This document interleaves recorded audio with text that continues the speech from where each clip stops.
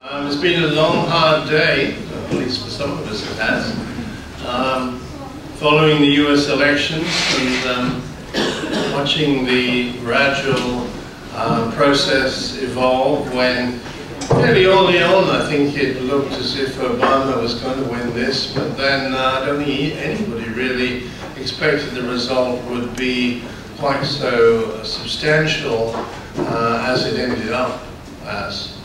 So we have a president we know with all his advantages and disadvantages for the next 4 years, and the Romney experiment is not going to be something we're going to have to live with. And I think it raises now very interesting questions for Australian foreign policy, particularly over issues like China. Anyway, tonight we have a group of interns who joined us mid-year and have been working with us and are now going to present to you on a variety of subjects which they have written about as part of their internship here.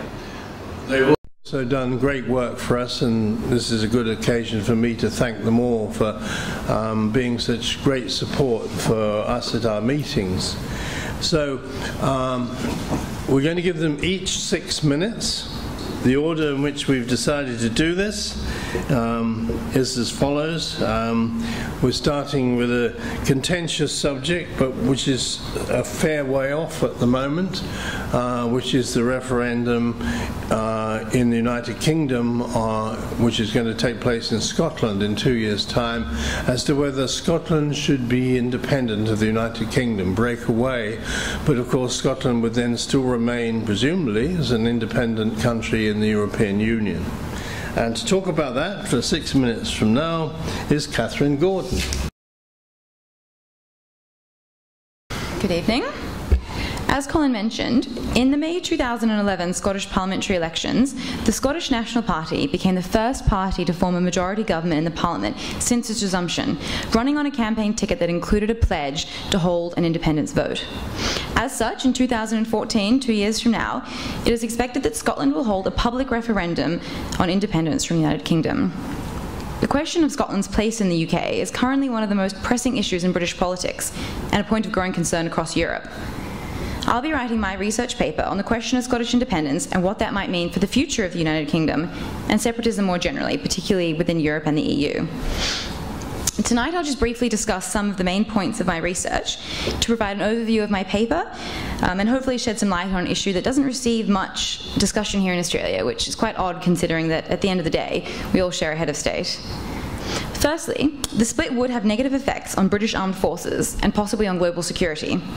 Alexander Salmon, head of the Scottish National Party and pioneer of the independence movement, has said that an independent Scotland would withdraw from NATO, expel British nuclear submarines from its waters, and keep an army of only 8,000 to 10,000 soldiers.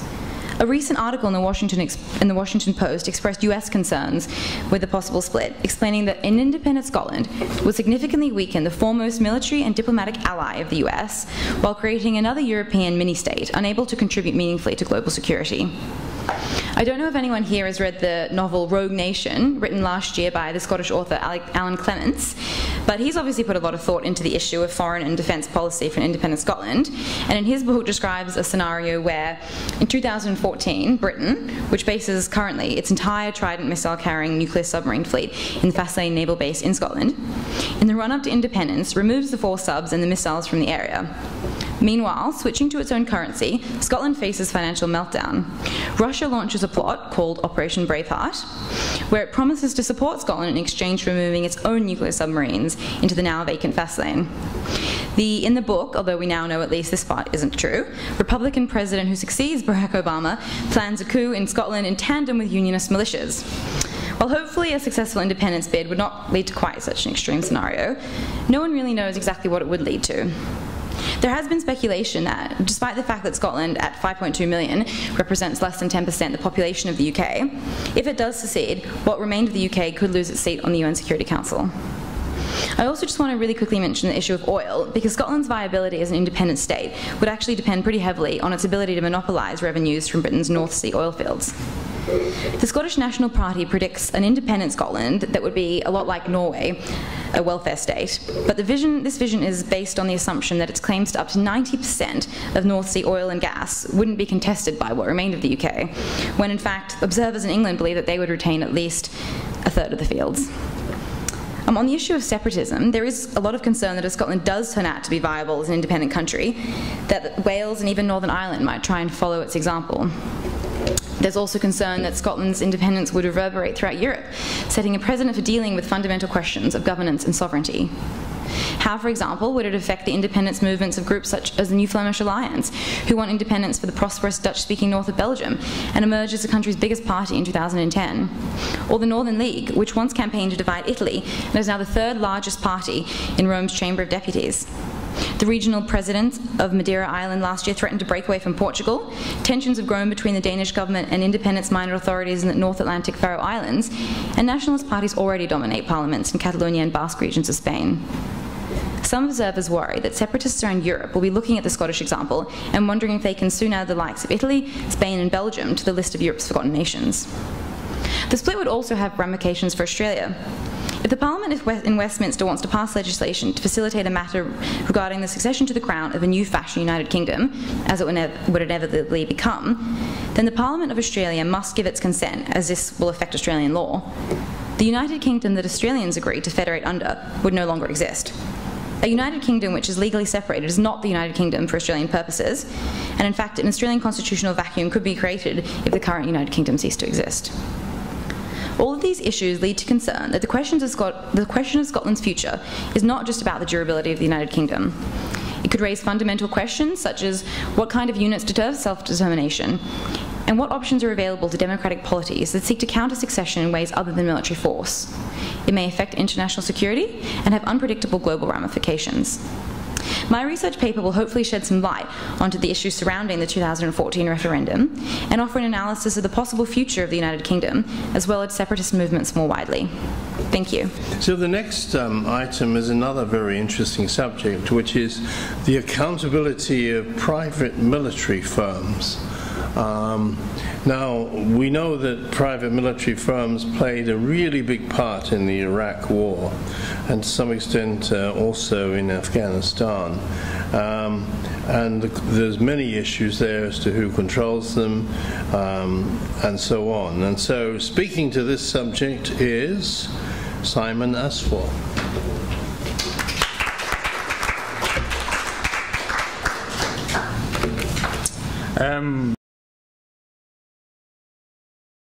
Before I start, I should probably explain to you, what made me decide to do this topic. You can probably tell I'm not Australian, and I actually came over here to do my masters, and then the plan was to go back home. Obviously, I haven't done that because I met a girlfriend, and so obviously I have to stay now. Otherwise, I'll be in trouble. So I had to actually try and find something else to do, and when I started looking at things, I found out that my girlfriend's cousins, brothers, work partners, godmum, or something along those lines, he worked in the Crime Commission. And so I met up with him one day, and he said, I said to him, what am I going to do? Because obviously my plan was to go back and work in national security and those sorts of issues. And he said, oh, you should probably do a PhD. And I was like, well, I don't want to be doing that. And so he said, well, there's an issue that's come about recently that not many people know about. And it was actually that there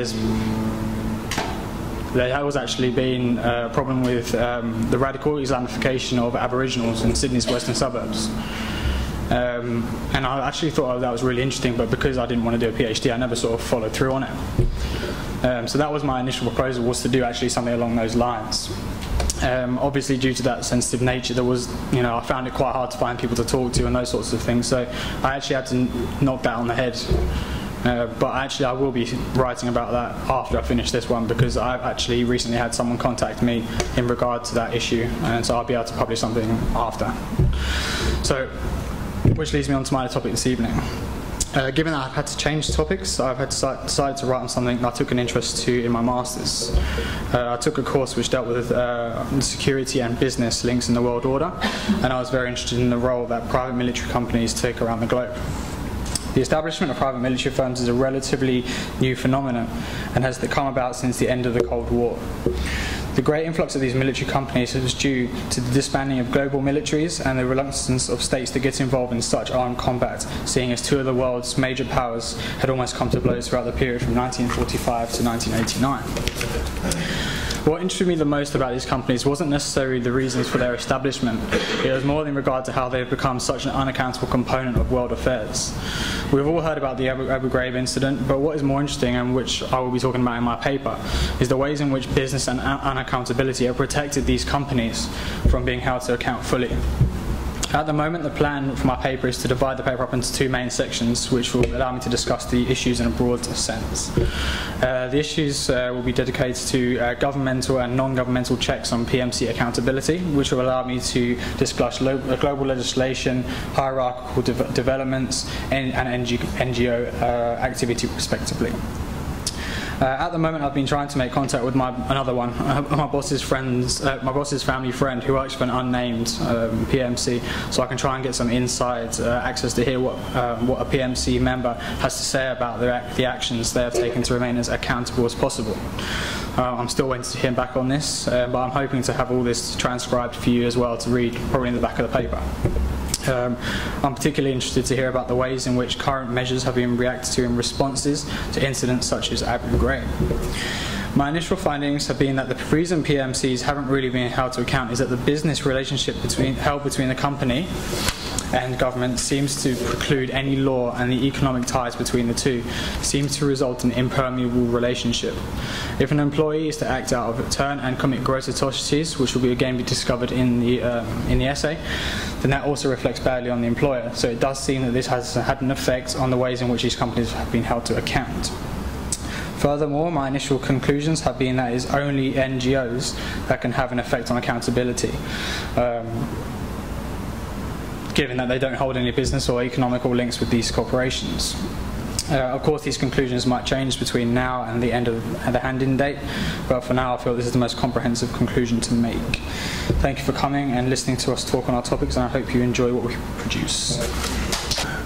There are monarchies in the world, and in some countries these monarchies have certain powers, and in others they don't have much, and they're succeeded. We have our future monarch wandering around the country at the moment, as it happens, and some people may have views on that. But there are other countries which have dynasties where you wonder why they have dynasties, and one of those, of course, is North Korea. And our next speaker, who is Andrew Kwon, is going to talk about leadership succession in North Korea. Andrew. Good evening, everyone.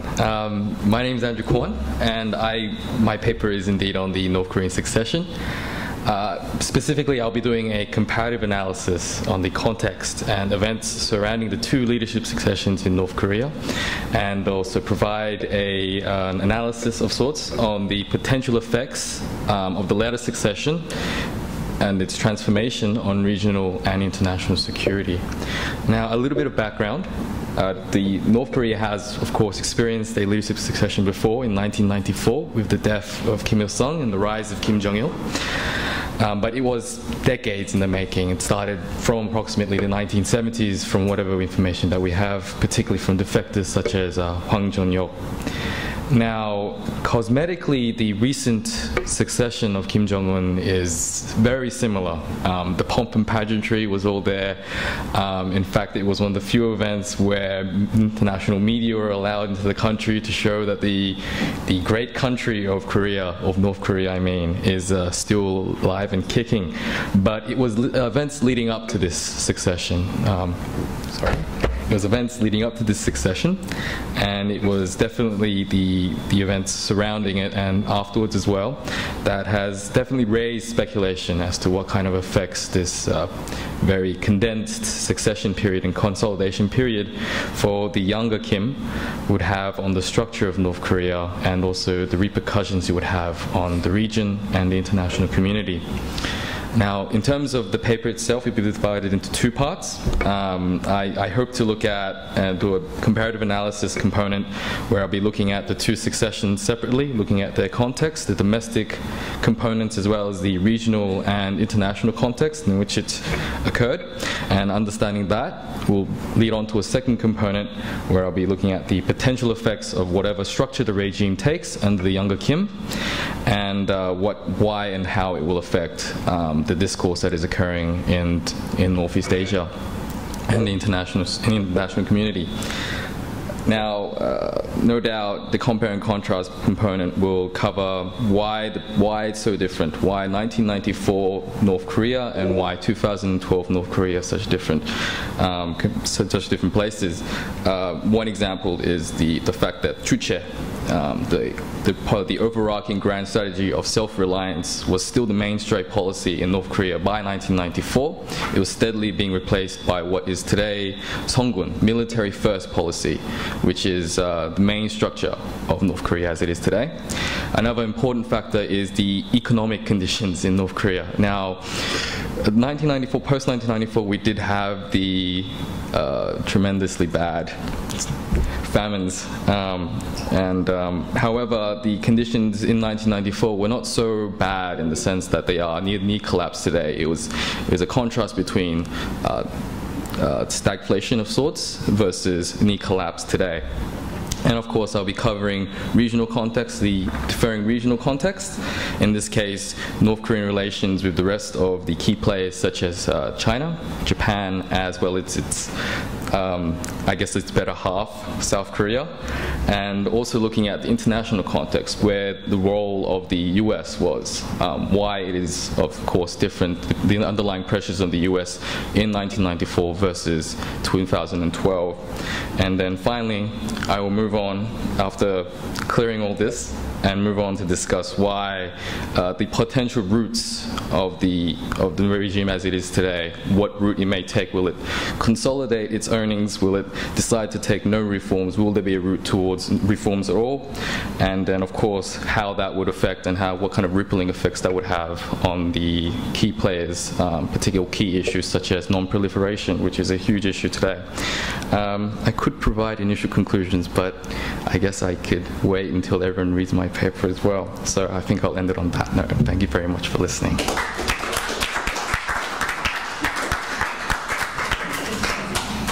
Right, when you go to New Zealand, you quickly realize that aid cooperation between New Zealand and Australia is interesting, particularly in the Pacific Islands. And then there's another big factor in the Pacific Islands, and that's, of course, China, which has a completely different view of aid. It mostly consists really of putting cement down and building things with it, which is slightly different to the emphasis that you find here. Our next speaker has taken this incredibly complicated subject, aid cooperation, as her topic, and I don't know that we're ever going to get it in 6 minutes. I think it's probably going to take hours, but she's going to have a go. Good evening, everybody. My paper aims to look into how the changing global landscape has impacted international aid cooperation.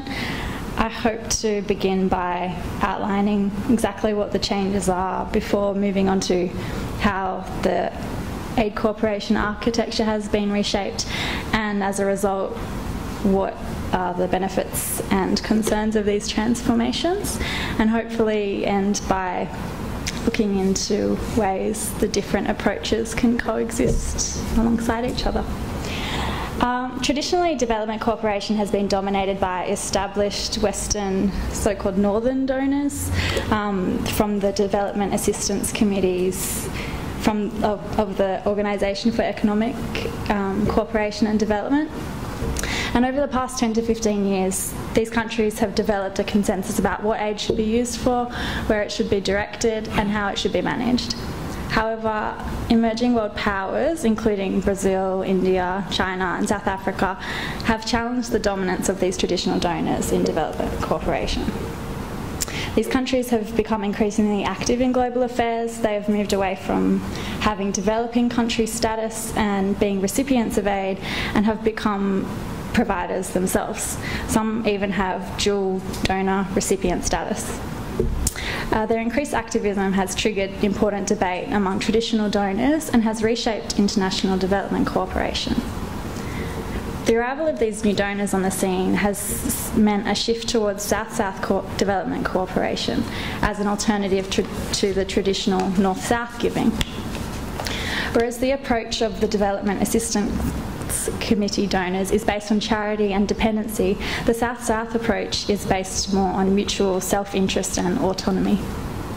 According to the ACRA Action Agenda, South-South Development Cooperation aims to observe the principle of non-interference in internal affairs, equality among developing partners, and respect for their independence, national sovereignty, cultural diversity and identity. South-South Development Cooperation can be summarised as aid tying and non-conditional. This means that assistance is usually provided without imposing conditions, but is primarily tied to buying goods from the donor country. The South-South cooperation approach does not specifically focus on aid, rather trade and investment. And the southern partners usually reject being called donors, and they do not see themselves as providing altruistic aid, but prefer to view it as an economic relationship. South-South Development Cooperation brings with it several benefits, but also raises many concerns. Assistance from southern donors is beneficial in that they are able to often draw on their own experiences that more closely resemble partner country contexts.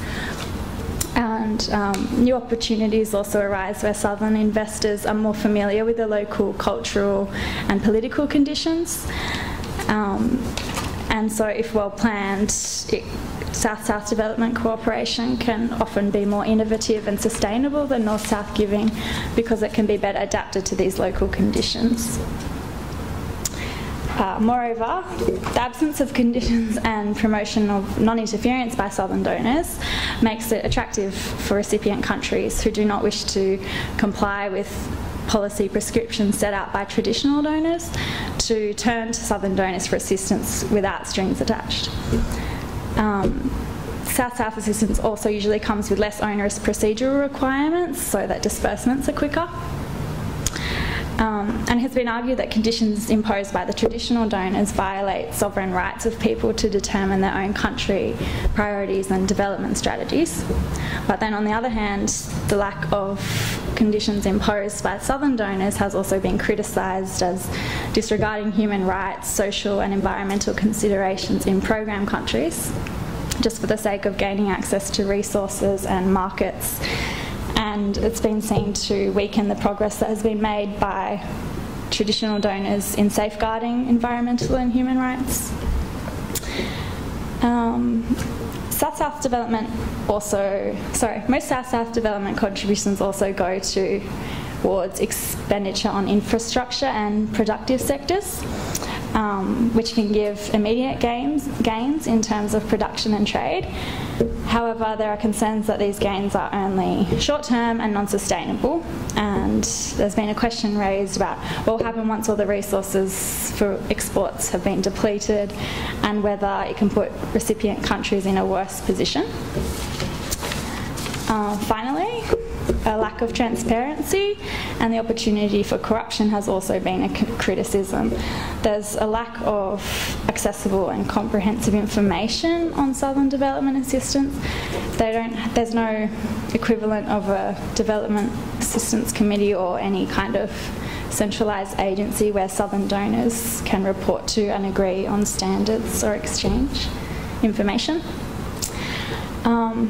So despite despite the issues and the differing approaches, there's been some degree of coordination between southern contributors and northern donors.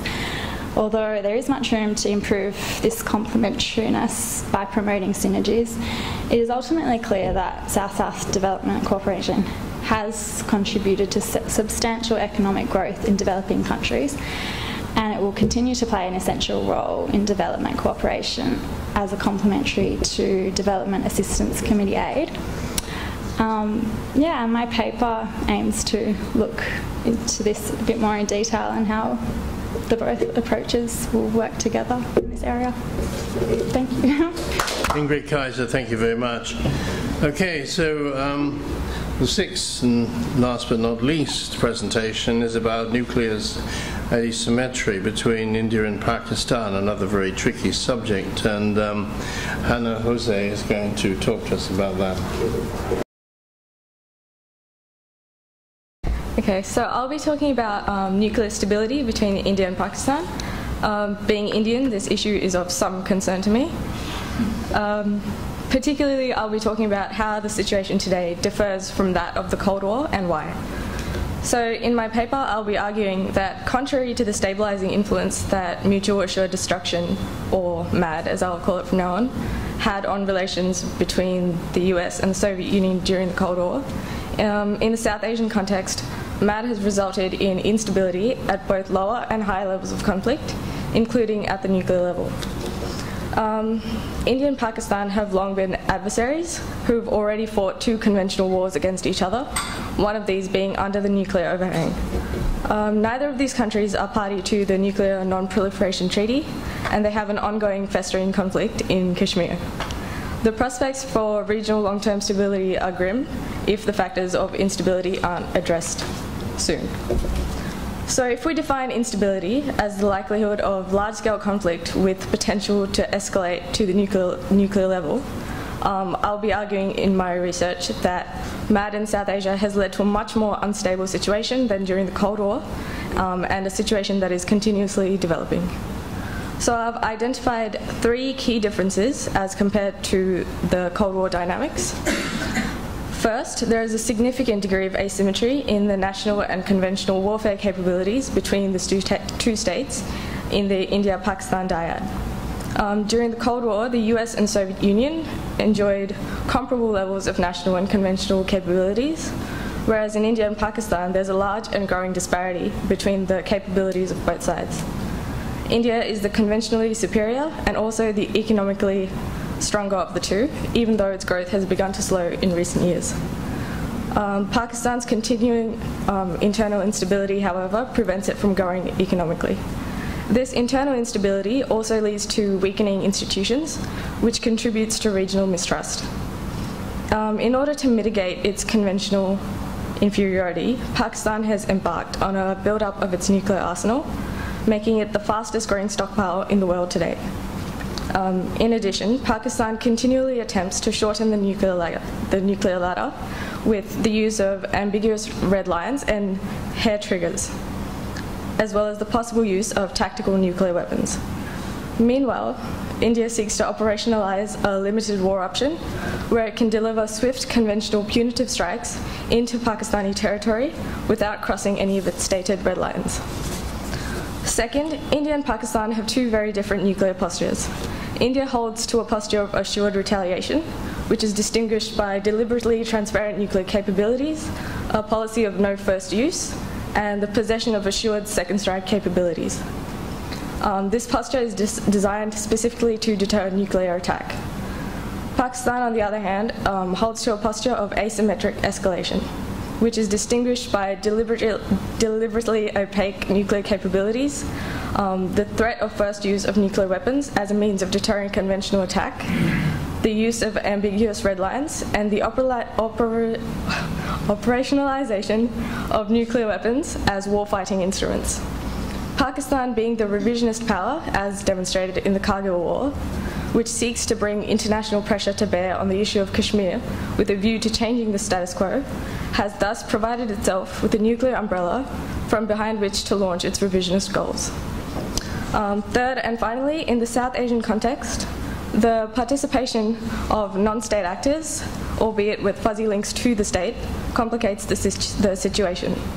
The Pakistani intelligence agency, the ISI, has had an on and off sponsorship and support program of various terrorist groups that have set their sights on India and have carried out terrorist strikes against it in the past, which makes diplomacy and strategic calculus notoriously complex.